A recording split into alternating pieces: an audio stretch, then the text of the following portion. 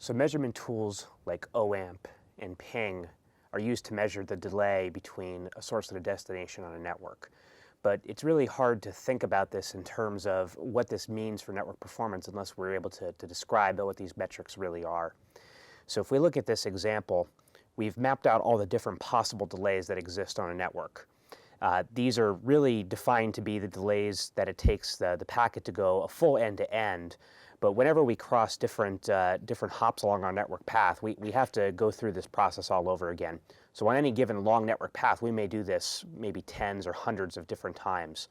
So what are each of these delays, and how do they impact our traffic? Let's look at the first one, which is the queuing delay. The queuing delay is the time that's spent inside of the ingress or the egress queues of any networking device. This is a function of two different things. It's a function of how deep this queue may be, but it's also whatever is going to be consuming information from the opposite end of that queue as it tries to process it. So in a very, very long queue, we may spend a little bit of time waiting until we get to the head of this queue before we're processed. This brings us to the second delay, which is done inside of each network device, which is called the processing delay. The processing delay is the time it takes to decide how to route a packet that comes in on one side and then which exit interface it's going to be used to traverse to the next hop along its end-to-end path. Processing can take a long period of time, especially if the switch is busy handling a lot of other traffic. We have a second queuing delay that we have to wait for, which is called the queuing delay on the egress interface. This is the time it takes to be physically written onto the network medium after we've processed this packet. The next delay is often very small. This is the transmission delay.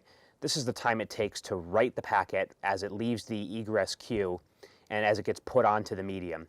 It could be written onto copper cable, it could be written onto a fiber optic.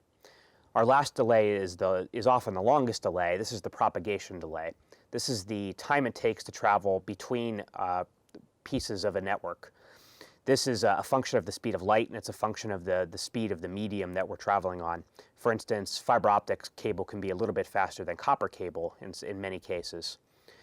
All these delays put together form the time that it takes for a packet to travel end to end. And when we use a tool like OAMP or ping, this is what we're measuring.